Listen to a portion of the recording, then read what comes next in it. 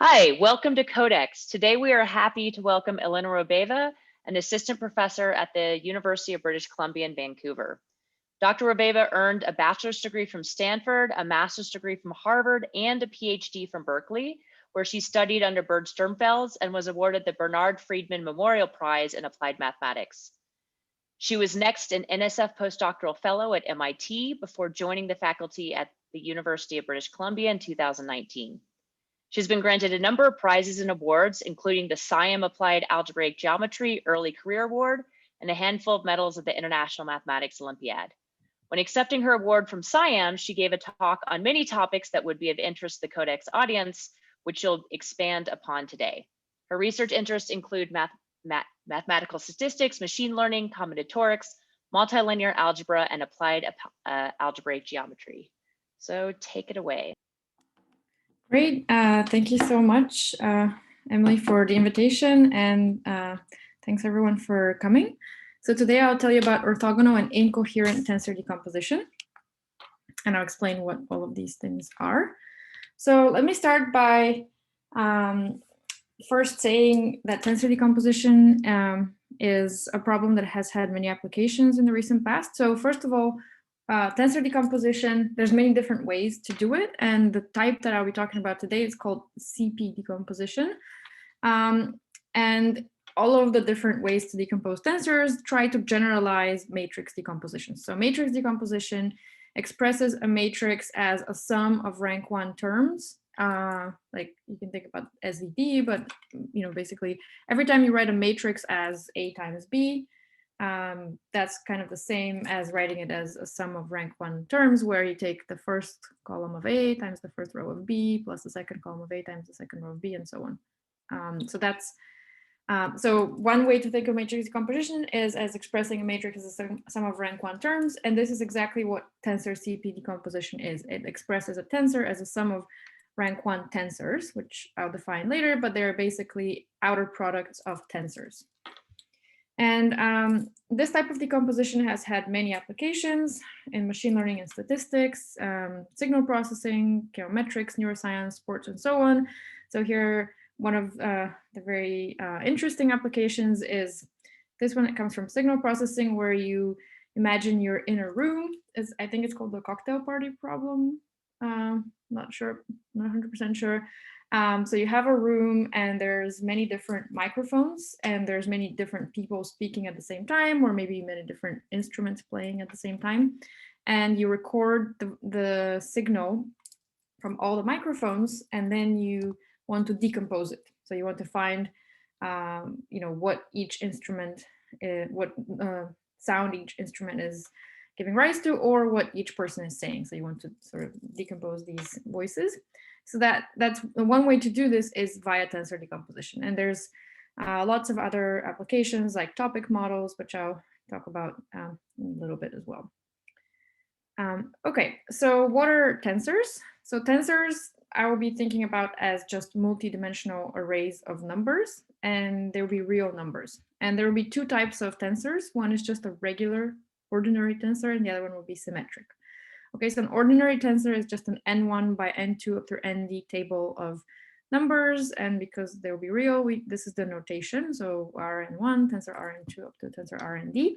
And the symmetric type, they're n by n by n d times symmetric tables of numbers. So what does it mean to be symmetric? Well, if you take one entry at I1, I2 up through ID, and you permute the indices with any permutation, then you get the same entry. Okay, so the notation for this set of tensors will be SD of Rn, because there are D of these n's. So D is the order of the tensor, and N is maybe the dimension. Okay, so this is the notation. So then what is tensor decomposition? First, we'll define rank 1 tensors. So an ordinary tensor has rank 1 if it can be written as the outer product of D rank 1 terms, like this. Where, okay, so for this tensor, so this is a tensor, and its entry at position I1, I2 up through ID is just V1, I1 times V2, I2 times V, D, ID. So this is basically what it's defined as. And a symmetric tensor has rank 1 if it is the outer product of one vector with itself d times. And we might need a scalar because we're working over the real numbers. Okay, and this is the pictorial representation of a rank 1 tensor. Okay, so decomposition of a tensor is just expressing it as a sum of R rank 1 terms. So this is in the non-symmetric case, and this is in the symmetric case. Okay, so one is symmetric, one is unsymmetric, and this is a pictorial representation of writing it as a sum of rank 1 terms. And the smallest number R for which we can write the tensor as a sum of R rank 1 terms is called the rank of T in the ordinary case, and the symmetric rank of T in the symmetric case. Okay, and we'll discuss later how these might differ. Okay, so this is tensor decomposition. And let me give one specific example of an application to probability and statistics. So let's say we have d discrete random variables, x1, x2 up through xd, and xi takes ni values. Then the joint distribution of x1 up through xd is actually an n1 by n2 up through nd tensor t, whose entry at position i1, i2 up through id is just the probability that x1 is i1, x2 is i2, up through xd is id. All right, so this is what, so then the joint distribution is actually a tensor. So when are these variables independent? Well, I claim they're independent if and only if their joint distribution tensor has rank 1, right? Because they're independent if when you take this entry, which is a probability that x1 is i1 up through xd is id, that factorizes as the probability that x1 is i1 times the probability that xd is id. And if you take these vectors where P of x1 is just the marginal distribution of x1, P of x2 is the distribution of x2, and so on, then the tensor T is exactly the outer product of these vectors. Okay, so independence of the variables corresponds to rank 1 of the tensor. All right, this is very nice. And now what happens if there's a hidden variable z such that the variables x1 up through xd are independent given z? All right, well then their conditional distribution given any value of z is a rank 1 tensor. So it's just the outer product of the conditional distributions of each of the xi's. And now if z takes r values, then the joint distribution of the x's can be written as a sum over all values that z takes of this conditional distribution. Oh, there's a question, it seems.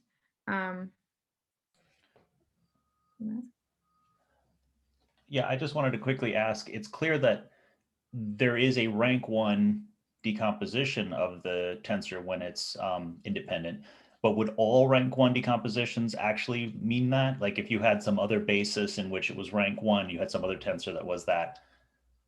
So if the tensor is non-negative and all the entries sum to 1 and it's rank 1, then yes, I mean, this would mean that they're independent. Okay, thank you. Because you can marginalize all the variables basically, but 1, and then you're going to get P of xi that way. And you do this for every I, and then if you take the outer product of these, then you're going to get the tensor back. So I guess you need to make sure that the entries sum to 1, but I think that should be enough. Yeah. Okay, so and now, so suppose they're independent given some z, then the joint distribution will be sum over j of p z equals to j, which is a number, times this conditional, which is a rank 1 tensor. Okay, so we expressed our tensor as a sum of our rank 1 terms. And okay, so this is very theoretical sounding, but where could this be useful? So one of the examples is this topic models example. Suppose you have a bunch of news articles and the xi's are just, so x1 is, the first word of the article, x2 is the 5th word of the article, just choose like some random words. And so a very simplistic model is if you know the topic of this news article, like let's say it's sports, then the joint distribution of these several words that you've picked out will be, they'll be independent. So, you know, and there's just some distribution for each such word. So the assumption that people usually make is that if you know the topic, then the distribution of these few words will be, they'll be independent. But then if you don't know the topic, they're not independent. So what you do is you take a bunch of articles and you record a word counts in this tensor. So the tensor dimension is like however many words you have in the dictionary by this, you know, all the dimensions and I equal to that. And then then you get this decomposition if you decompose over topic. And so if you're actually able to do this, then you can learn, first of all, how many different topics there are, how often each topic appears, and for each topic, what these distributions of words are. So this is just a way to learn more about the data than just, you know, you're just extracting extra information from the data. Okay, so this is it about applications. And now I want to move on to talking about actually decomposing tensors. So let me first say that tensor decompositions are quite different from matrix decompositions. On the plus side, decomposing a tensor into R rank 1 summands, where R is the rank of the tensor, is often unique, which is very nice because you know that this is the decomposition. Whereas for matrices, it's not unique because anytime you write your matrix as A times B, you can always in the middle act with any invertible matrix C. You can write it as AC times C inverse B, and that's another decomposition. So unless the matrix has rank 1, then you have infinitely many decompositions, and this is not really going to tell you, you don't know exactly which one you're looking for, even if you find a low rank decomposition. Whereas for a tensor, if you find it, chances are this is the only one. So that tells you exactly what the hidden information you're looking for is, for example. Okay, however, finding even the rank of a tensor is NP hard, and therefore also its decomposition, because the decomposition is way harder than finding the rank. Finding tensor eigenvalues is also an NP hard, eigenvectors and eigenvalues is also an NP hard problem. And so I'll define these in a little bit, but tensor eigenvectors are the best rank 1 approximations of a tensor. So if you have a tensor and you want to approximate it by rank 1, that's hard. And what's worse is that the set of rank at most R tensors where R is at least 2, so if is not closed. So let me just first give the example. So here's a sequence of rank 2 tensors, which converges to a rank 3 tensor. Okay, so the set of tensors of rank at most 2 is not closed, and that actually holds for any number R that's bigger than 2. Okay, and therefore, if you have a tensor and you're trying to approximate it with a rank 2 tensor, well, the approximation might not even exist because maybe this will be the closest tensor to the one you have, but it has rank 3. Okay, so basically, sometimes low rank approximations don't exist. Okay, so because of these issues, we often study structured tensor decompositions, where we impose some structure on the elements of the decomposition, for example. So one such decomposition is orthogonal tensor decomposition, which we'll discuss in the first part of the talk. And we'll see that orthogonally decomposable tensors can be decomposed efficiently. There's many different algorithms. We'll discuss one. Their eigenvectors can be found efficiently, and in fact, we even have a formula for them. And the set of such tensors is closed. So there's no such thing as in the previous slide where we have a sequence and then it converges to something else. And it's a real algebraic variety and can be described via quadratic equations.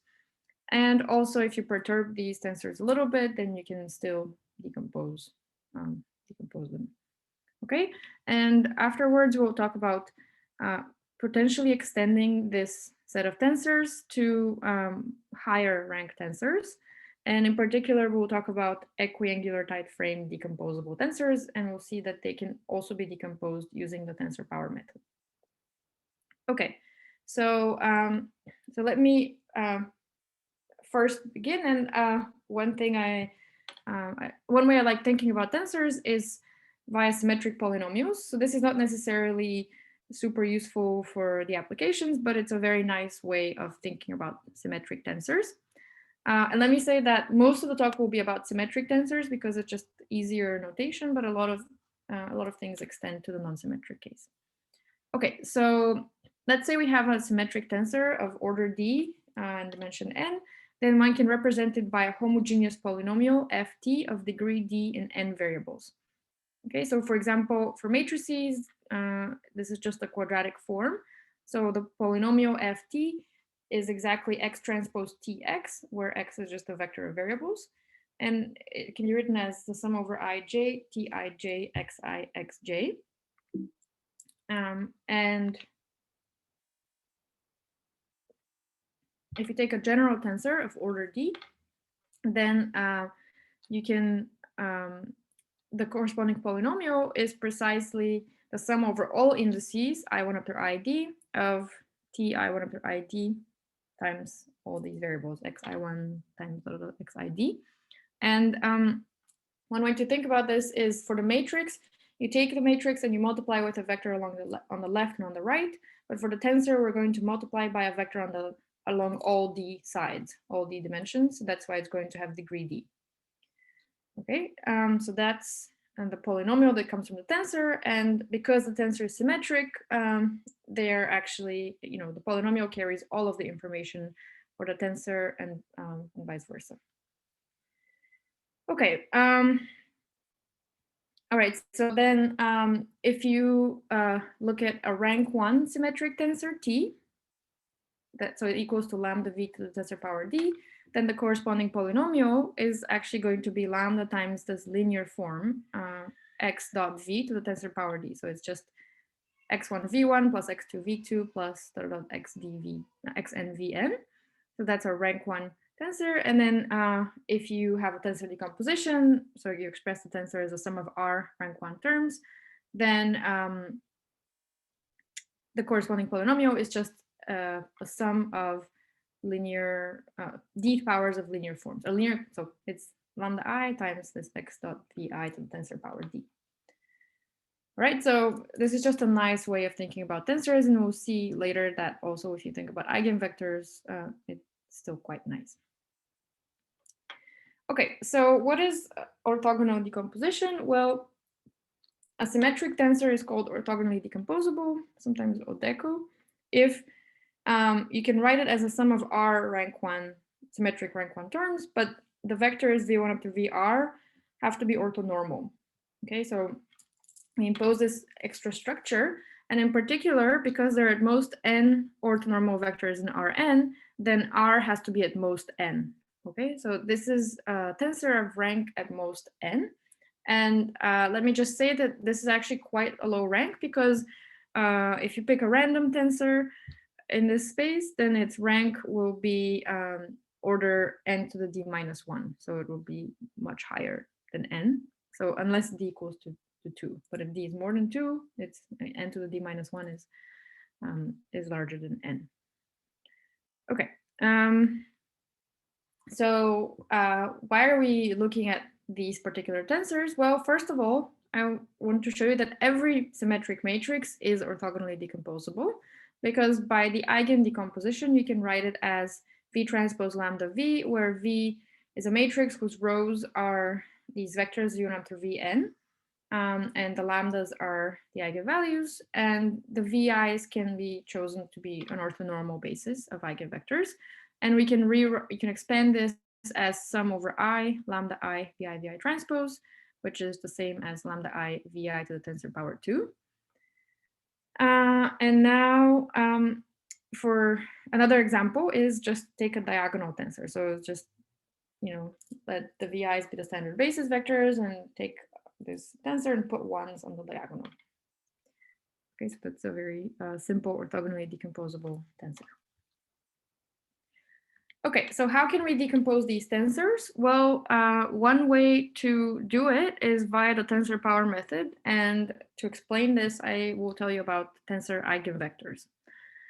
Okay, so what is an eigenvector of a symmetric tensor, or one way of defining an eigenvector? Okay, so let's first recall the definition for a matrix. So W is an eigenvector for a matrix T if TW is parallel to W. And think about this as you multiply T with W along one side, and then you're left with a vector that has to be parallel to W.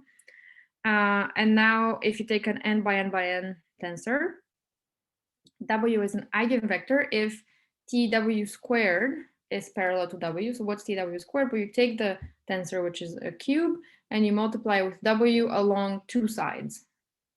So then you're left with one side, and this thing will be a vector and has to be parallel to W. And if you want a formula for the vector, well, it's a vector whose ith entry is sum over j and k of Tij, wj, wk. Okay, and this generalizes to every d. So if T is a symmetric tensor of order d, then it has W is an eigenvector if TW to the d minus 1, which is you take T and you multiply with W along all but one side. This has to be parallel to W. And if you write this, well, it's sum over, all indices but one of Ti, I2 up to ID times these entries of W. Okay, so this is order d minus 1 in W. This is a polynomial. All of the entries are polynomials in W of order d minus 1. And you can still think about eigenvector eigenvalue equivalence, but it's a little different than for matrices. So W lambda and W prime lambda prime are equivalent if there exists a scalar such that TW equals to W prime, so you can scale the eigenvector, but the eigenvalue also has to be scaled by T to the d minus 2. Okay, so if D was 2 and we were in the matrix case, then the eigenvalue doesn't have to be scaled, but because we're in the tensor case, you have to scale it a little bit. And what's nice is that the corresponding polynomial ft, if we think about T that way, then W is an eigenvector with eigenvalue lambda if the gradient of ft at W equals to d lambda W. So just multiply. So this gradient of ft at W is the same as this expression, but multiplied by d. Do you insist on eigenvector being non-zero? Yes, I should have said that. Yeah, it should be non-zero. Great. Okay, so now this allows us to find equations that define a set of eigenvectors. Sorry, the eigenvector has to be non-zero. Yes, yeah. All right, so if you think about this matrix that has the gradient as first column and x as the second column, we want this matrix to have rank at most 1. Okay, so we want the 2 by 2 subdeterminants of this matrix to all be 0. All right, and so this will allow us to think about these as the solutions to some polynomial equations. And here's an example. So let's take this tensor, the diagonal 3 by 3 by 3 tensor. The corresponding polynomial will be x cubed plus y cubed plus z cubed. And then x, y, z is an eigenvector of T if and only if this matrix has rank 1. So here are, here is the gradient, and you can divide by 3. And so you want the 2 by 2 minors of this matrix to all be 0. So if you write them down, you get these 3 equations and you can solve them, and we get 7 solutions. Okay, so these 7 vectors. And note that the first 3 are precisely E1, E2, and E3. And then these are some linear combinations of E1, E2, and E3, of course, because they are bases. But well, it'll be important that they're exactly this type of linear combination. Okay, and so note also that T here is orthogonally decomposable. And so it turns out that for every orthogonally decomposable tensor, so if this is its decomposition, the VIs, these vectors which are orthonormal, right? They are actually eigenvectors of T with eigenvalues lambda I. And you can just solve this. I mean, so T times Vk to the d minus 1 is this expression. Basically what happens is when you multiply with Vk along all sides, you actually have to take dot product with the VIs along each side, and so all sides but one, I mean. And so here these dot products are all 0 except when I equals to k, and in that case you get exactly lambda k vk. All right, so the vi's are all eigenvectors and the lambdas are their eigenvalues. So that's very nice. And so if we're given such a tensor T, one way to find the decomposition is to look for the eigenvectors, right? Because some of them are going to be parts of the decomposition. So one question is, can we find these eigenvectors and then find the orthogonal decomposition? And another question is, are these all the eigenvectors, the VIs? And as we saw on the previous slide, they weren't, right? Because there were 7 eigenvectors, some of which were the EIs, but some of them were some other vectors. So can we explain what the others are and how can we distinguish the VIs from the other eigenvectors? So, so these VIs turn out to be a special type of eigenvector called a robust eigenvector of the tensor. So a unit vector U is a robust eigenvector of a tensor, of a symmetric tensor T, if there exists an epsilon such that if you look at the ball around U of radius epsilon, and you choose any vector in that ball, theta, and you repeatedly iterate the following map. So you send theta to T times theta to the D minus 1 normalized. So this is exactly this thing that we had for eigenvectors, right? You take T and you multiply by theta along all but one side, and then you normalize. So it always converges back to U. So in this ball, you start there. Anywhere you start, you're going to converge to U if you repeatedly iterate this map. And note that the fixed points of this map are the eigenvectors of T. So if theta stays fixed, then you're at an eigenvector, but these robust ones are special because there's a whole ball around them where you will go back to them if you start there.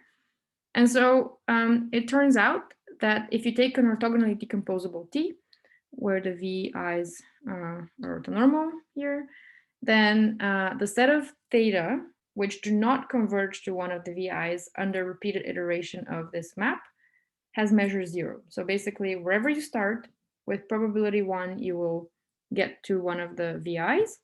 And each one of the VI's has a chance of being converged to. Okay, so it has a ball around it so that you can converge to it. And this is different than for matrices, because for symmetric matrices, you can also do this power method. So this is called the tensor power method. And the matrix power method does exactly the same thing. You take a matrix, you multiply with a vector and you normalize, but it always converges to the top eigenvector, the eigenvector with the top eigenvalue, whereas here each one can be converged to. Yeah. I have a question. Maybe it's too technical, don't answer it, but I'm fighting in my head thinking that you should be thinking of a Zariski topology for all the eigenvalues, but here you're using a Euclidean topology for your convergence. Is there a fight somewhere in these theorems that has to resolve that, or is it not really existent? They're sort of parallel tracks of the geometry.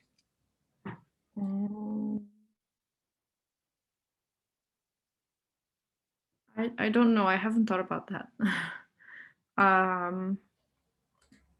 Yeah, I don't know. So well, I don't think we should take your talk offline. I just mostly I can't tell which geometry I should think of the most when I think of these determinantal varieties. You know, I think of convergence in a kind of Euclidean way, but I also think of the existence of the points in the Zariski, and I can't tell which one is the right model.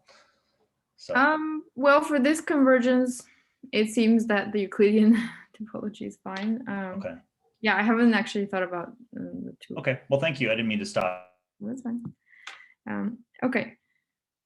Actually, right. I have a question since we've had to stop. So for these other eigenvectors that you mentioned, for example, of the list that you had, like what goes wrong, like when they're not robust? Is it that things will bounce around, or does it converge to one of the robust eigenvectors? Like how does it fail?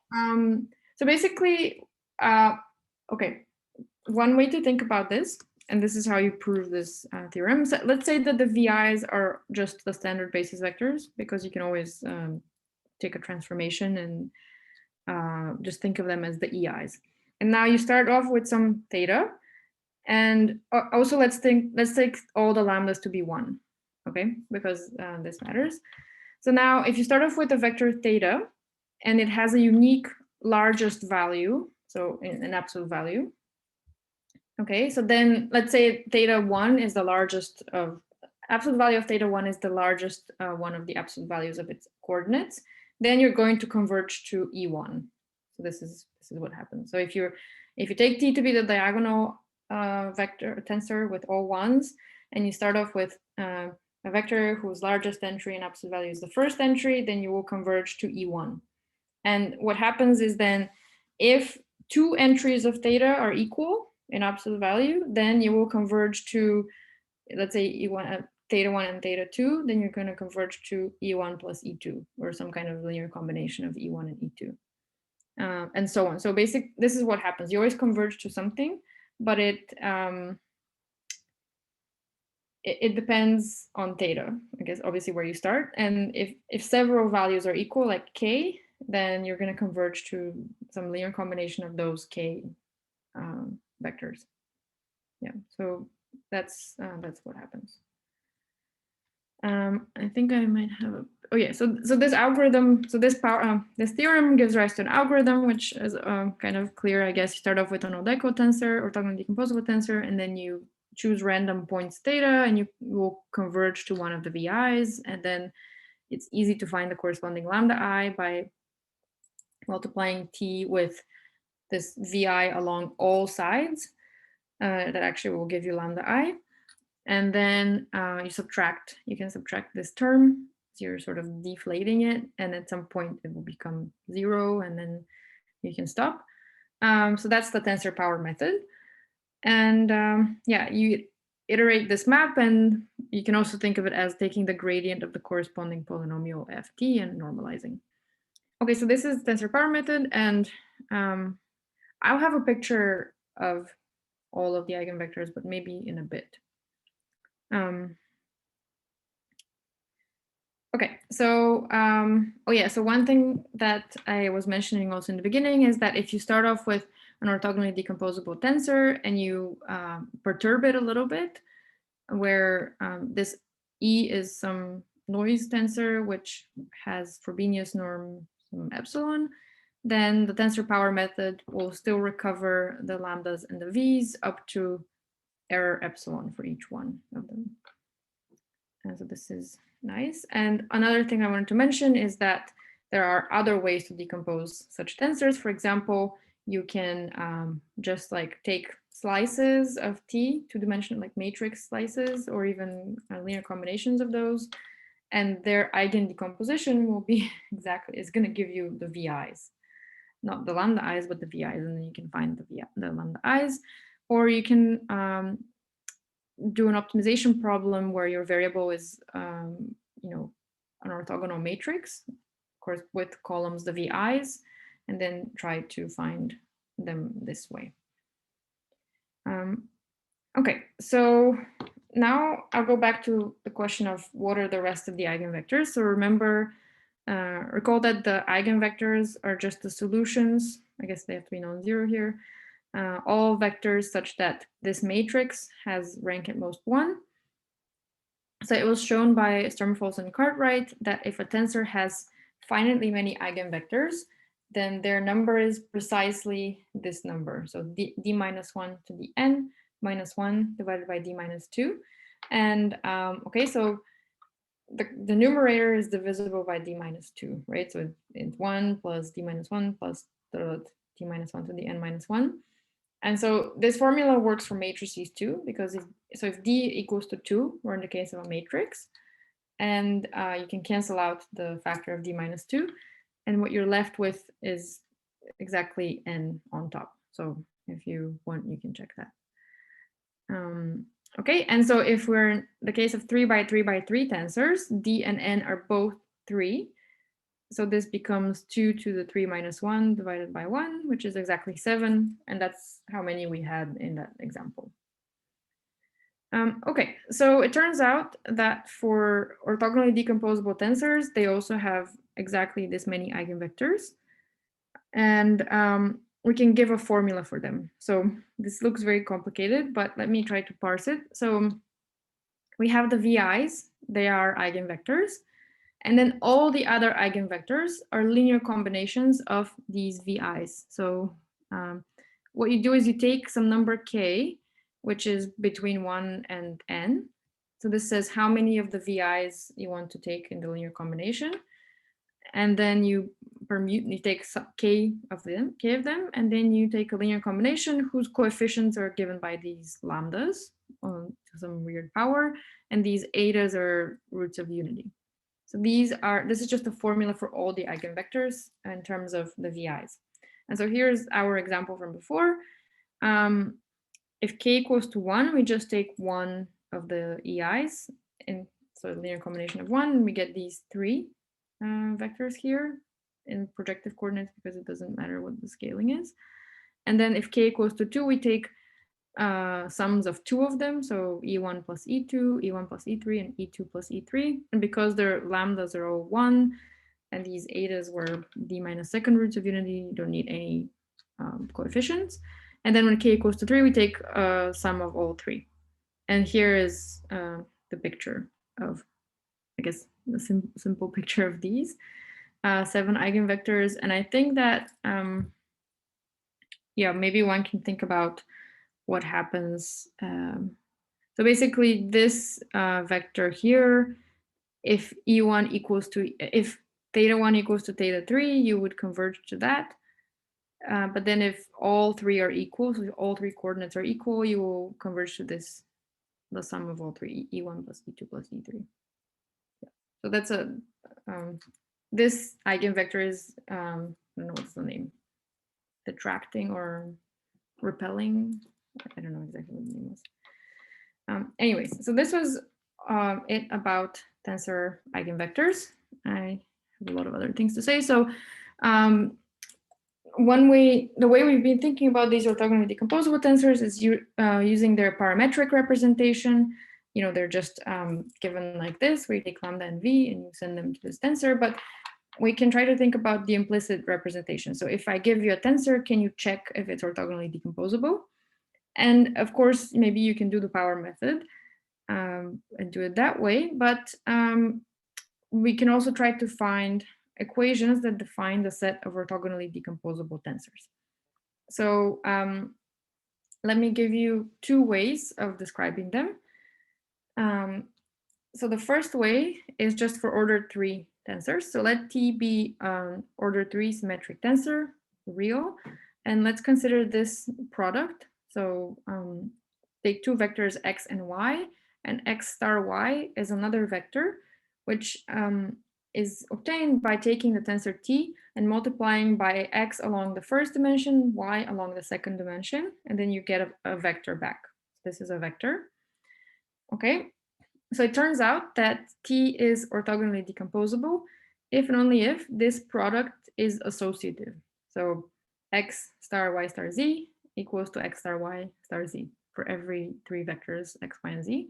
And so I claim that this is sort of giving quadratic equations in the entries of T. So doesn't it also need to be commutative? Because you said symmetric here. Yeah, it's commutative. Yeah. It so there's more than just associative on this product. Yes. Yeah. Oh, okay. It's just that it's always commutative for every symmetric tensor, but for the ones where it's associative, that means there is exactly the ones that are orthogonally decomposable. Okay, thank you. Yeah, and so if you think about it, this vector here has entries linear in T.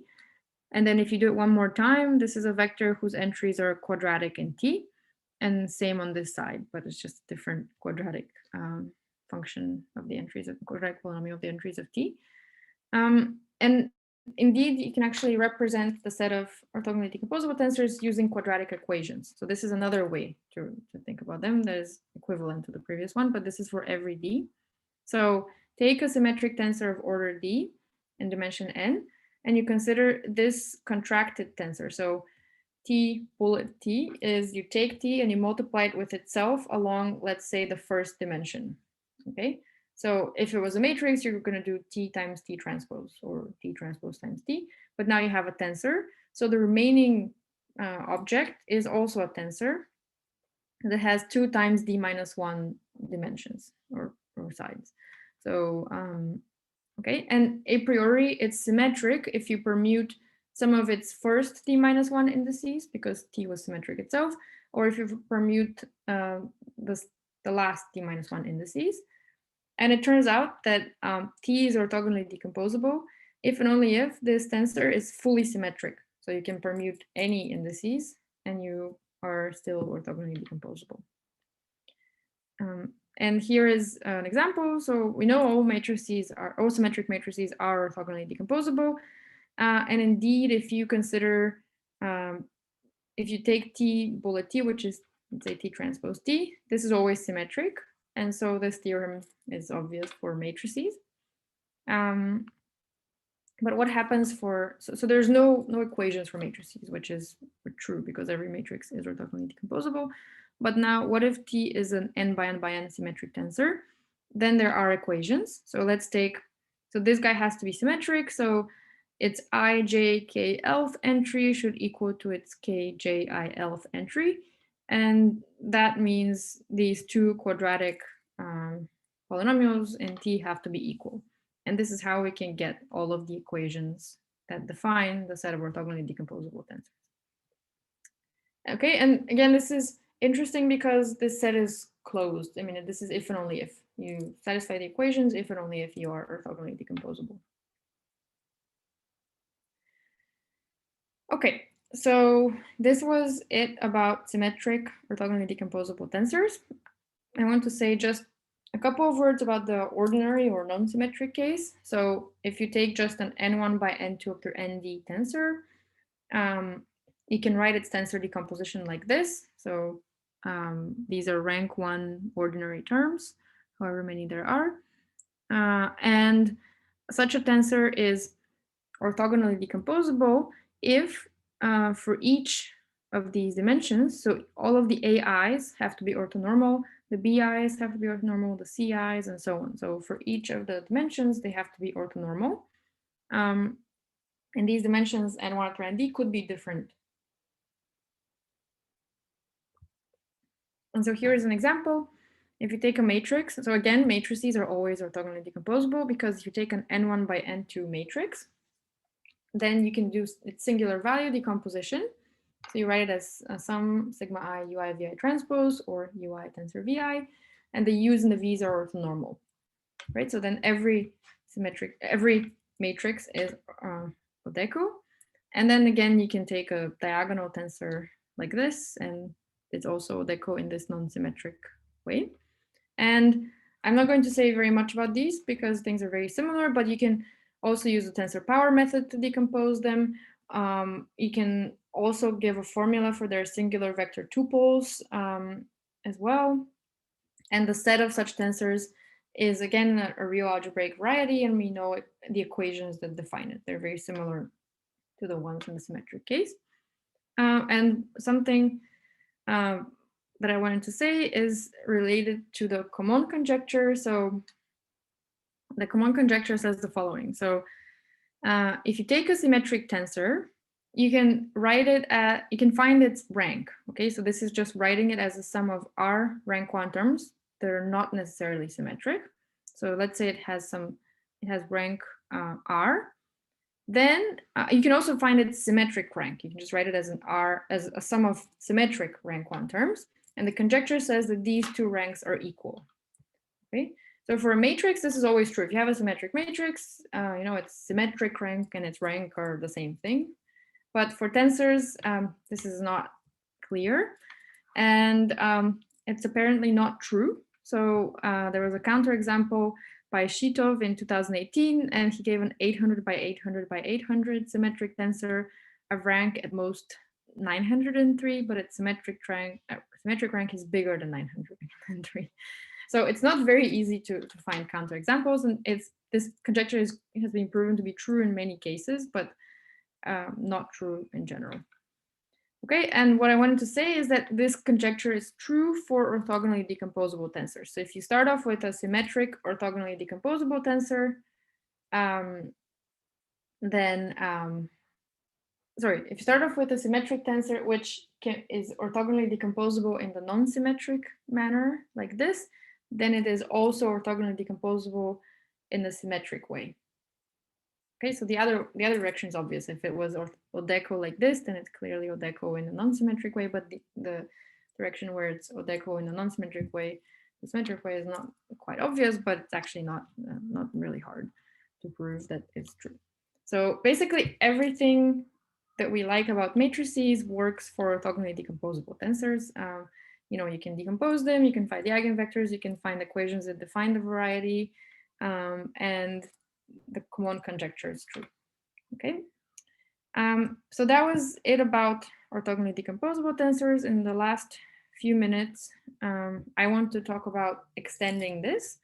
So, and why would we do this? Well, as I said at some point, a general tensor in this space has pretty high rank. So this is the exact formula, and this is order n to the d-1, while an Odeco tensor has rank at most n. So that has a much lower rank. So we would like to enlarge the set to contain tensors of higher ranks while still preserving some of these nice properties. One way would be, instead of an orthonormal basis, to take an equiangular tight frame. So what is an equiangular tight frame? Well, so it's going to be R vectors in Rn, where R will generally be bigger than n. And if V is the matrix that has them as columns, then V transpose has to be a multiple of the identity. This is an n by n matrix, and it's going to be R over n times the identity. So note that if R equals to n, this is just an orthogonal matrix, but R could be bigger. We want each of these to have norm 1, and it has to be equiangular. So we want the angles, so the dot products between Vi and Vj, an absolute value to all be equal when I is not equal to j. Okay, so that's just the definition. And then we say that a tensor T is ETF decomposable if it can be written as a sum of rank 1, symmetric rank 1 terms, where these VIs form an equiangular type frame.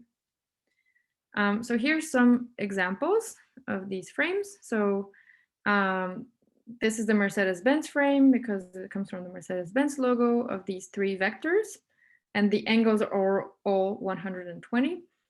And this is also a Mercedes-Benz frame in R3. So it's 4 vectors in R3, and they have equal angles, and they all have unit norm. Okay, and so this is what we've been able to prove so far. So if you take a tensor T, which is decomposable like this, where V1 up to Vn plus 1 form an equiangular tight frame, so it has to be this Mercedes-Benz frame. So it's n, only one more than n, so it's n plus 1 vectors in Rn. And note that there's no coefficients, so the lambdas are all 1. And if they're not 1, it actually doesn't work. So the dimension of this set of such V's is basically the same as the dimension of the set of orthogonal matrices. So it's not really a higher dimensional set or anything, but it's a different set. Okay, then these V1 to Vm plus 1 are robust eigenvectors of T, which means that each one has some ball around it, such that if you start in there and you run the tensor power method, you will converge to that vector back to that vector. So we can use the tensor power method to decompose these tensors. And so one thing we haven't shown is that these are the only robust eigenvectors, but in all of the cases that we've tried, these have been the only robust eigenvectors. And in fact, sometimes I think they're the only real eigenvectors. So that's something that we're looking at right now. So let me show you a picture of the behavior of the tensor power method in this case. So let's take the Mercedes-Benz frame in R2. So we have these 3 white vectors. And so the blue region in all the pictures means that if you start there and you run the power method, you will converge to this vector or minus this vector, it doesn't matter. So if you see there's blue, in many different places here, the red region corresponds to this vector. So if you start there, you converge to it, and the green region corresponds to this vector. And so this is the behavior of the tensor power method. So this is the behavior in the even case. So 6, 8, and 10, and so on. You always get this really nice behavior. So anywhere in the blue, you converge here, and the red, you converge here, and the green here. I don't know what happens on the border, actually. I have to check. But in the odd case, there's this really crazy behavior, because in between the red, there's always green.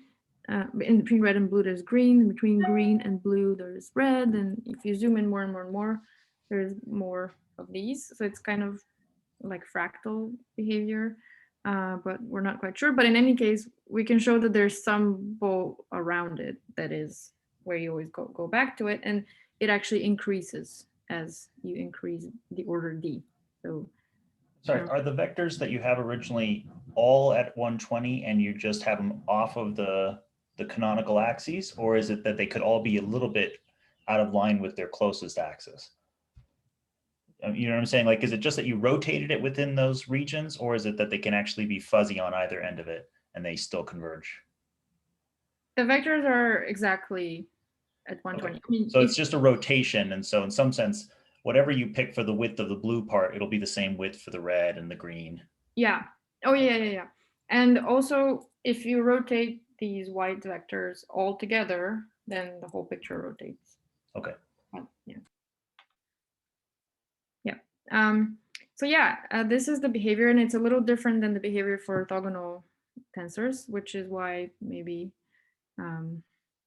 it's a bit harder to show. So this was just a totally brute force proof in most of the cases that it works. Okay, but still there's a lot of questions that we're looking at. So what are the rest of the eigenvectors? Even here, I mean, I would expect the rest of the eigenvectors to be on the borders between these regions, but then on the borders, there's so many borders between the regions, there's like infinitely many. So I think maybe there's just no other real eigenvectors. And then what's the set of such tensors? Can you give equations for it and so on? Okay. Yeah, so this was this question that I just said. Find all the eigenvectors, defining equations. Also, I think it's interesting to look for other structures and algorithms, maybe more types of these equiangular tight frame decomposable tensors, or just maybe drop the frame part and just look at the equiangular part. So if they all have equal angles, but not necessarily form a tight frame. I don't know. More complicated decompositions, for example, with respect to tensor networks. So something that I didn't define this, but something we looked at was you take a tensor network and you put an orthogonal tensor at each of its vertices. So it's kind of like a graph. And then you can try to decompose that. So it works in some cases. And yeah, so in general, I'm interested in such structured tensor decompositions. And that was it. Thanks. All right, thank you again to the speaker. Go ahead and hit that reaction button. And we